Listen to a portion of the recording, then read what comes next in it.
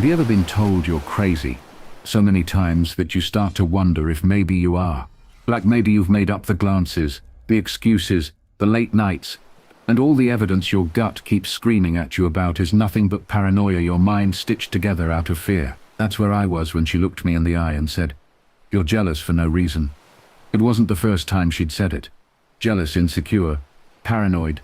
Those were her favorite weapons whenever I asked about him. He was just a friend. Just someone she'd met through work, just someone who understood her better than most. Every time I brought it up, she sighed, shook her head and said I was inventing problems where there weren't any. And every time I swallowed my doubts, because that's what you do when you love someone. You give them the benefit of the doubt even when it burns. But love doesn't survive on doubt forever. It started small. A weekend here, a dinner there. She'd tell me she had plans with friends. But somehow it was never a group. Always him. "He just gets me," she'd say, exasperated, like I was asking her to explain breathing. I'd nod, tell myself I was overreacting, but every time she said his name, something in me twisted. The final crack came one evening, when she left her laptop open on the table. She was in the shower, music blasting, and I wasn't snooping, I swear I wasn't, but her calendar was up, and something caught my eye. Every weekend, every single weekend for the next 3 months was blocked out. His name scribbled in like an appointment. She couldn't miss. Dinners, hikes, movie nights. Little hearts drawn in the margins on some of them. Not once was my name there. Not once. My chest tightened. My hands shook as I scrolled through the week. Her life had become a schedule revolving around him, and she'd been telling me I was jealous for no reason. I closed the laptop quietly and sat back, staring at the ceiling, the hum of the shower filling the silence. My mind raced, my heart pounding so loud I thought she might hear it over the water. I wanted to storm into the bathroom, shove the laptop in her face, demand answers, but I didn't, because I knew how it would go. She'd deny it. She'd cry. She'd twist it until I was the bad guy, until I was the insecure boyfriend suffocating her. She was too good at it, too practiced. She'd already planted the seeds of paranoia in my head, and she'd use them again. So I said nothing. When she came out, towel wrapped around her, humming to herself, she smiled at me like nothing had happened. She kissed my cheek, slipped into bed, and fell asleep within minutes. Meanwhile, I lay there staring at the ceiling. The image of that calendar burned into my skull. The next few weeks were torture. Every Friday she dressed a little nicer, sprayed a little more perfume, her eyes lighting up at messages she thought I didn't see. Every Saturday morning she slipped out early, her excuse rehearsed, her smile too sweet. I watched her go, my jaw clenched, my hands fists at my sides, and every Sunday night she came back glowing, humming to herself, telling me some vague story about how she'd just been with friends. Friends. Right.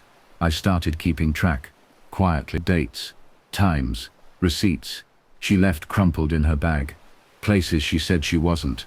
People she claimed she wasn't with. The puzzle pieces slowly came together until the picture was undeniable. But proof alone wasn't enough. I needed the right stage, the right moment. That moment came when her best friend got engaged. There was going to be a huge engagement party. Friends, family, co-workers, everyone. She had been talking about it for weeks, planning her outfit, buzzing with excitement. She wanted me there, of course, to play the role of the perfect boyfriend, while she whispered to him behind my back. That was going to be my stage. In the meantime, I kept my cool. I smiled when she told me she was busy. I kissed her when she came home, smelling faintly of cologne that wasn't mine. I let her think I was blind, that I'd swallowed the lie whole. But every time she said, "You're jealous for no reason," I smiled to myself, because soon she was going to see just how much reason I had. And she had no idea what was coming when the champagne glasses clinked, when the music stopped. When I pulled out the truth in front of everyone, she thought she'd fooled. She thought she had written the script, but I was already holding the ending in my hands. The night of the engagement party still feels like a movie reel playing in my head.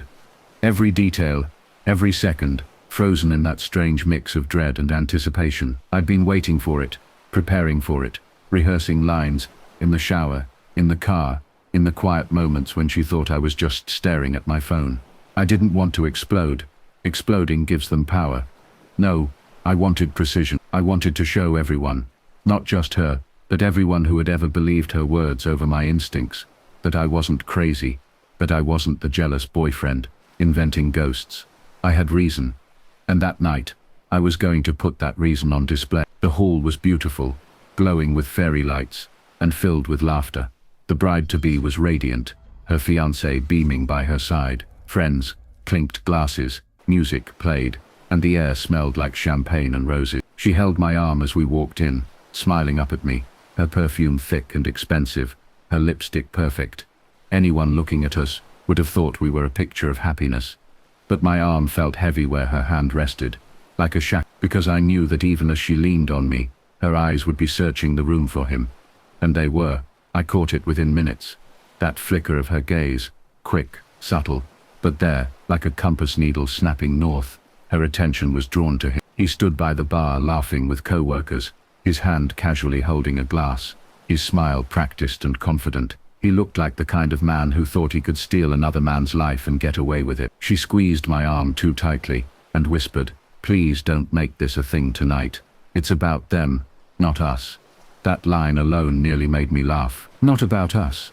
My entire life had been shifted into shadows because of her choices, and she wanted me to play the prop one more time. Fine. I'd play along until it was my turn to speak.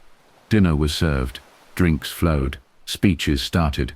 People shared stories about the bride and groom, funny anecdotes, heartfelt wishes for their future. The room was warm with joy, with family, with love, and all the while she sat there, radiant in her dress, her smile dazzling for everyone else but hollow to me. She clinked glasses, laughed too loudly at jokes, leaned closer to me when people were watching.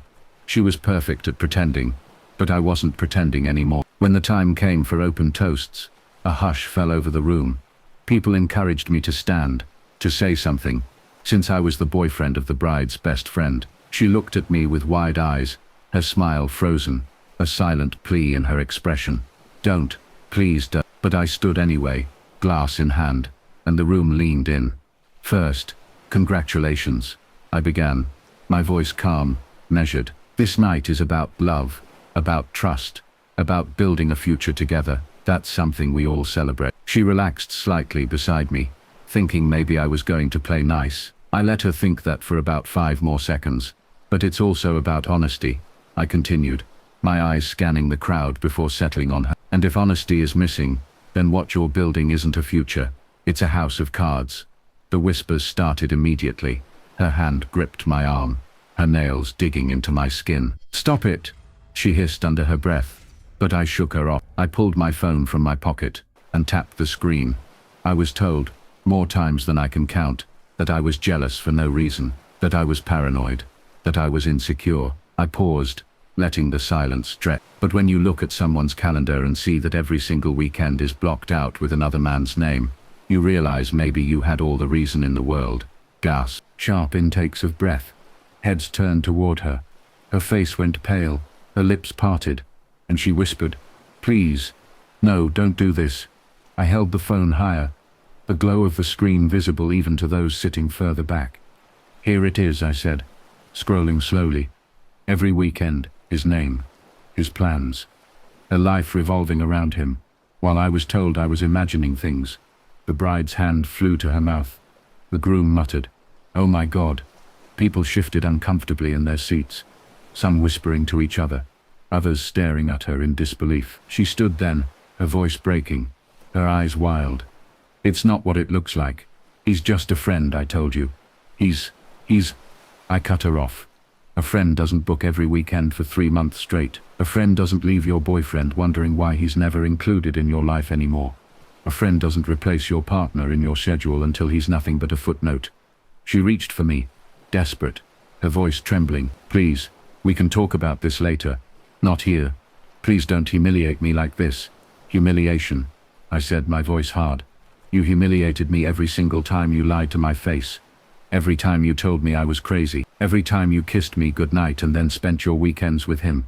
Tonight isn't me humiliating you. Tonight is me refusing to be humiliated any longer."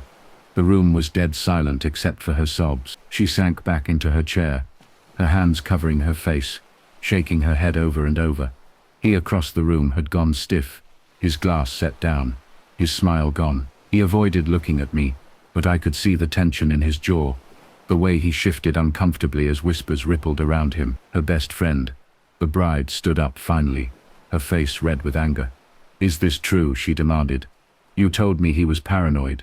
You swore nothing was happening." Tears streaked down her face as she stammered. "I didn't mean, it wasn't supposed to be."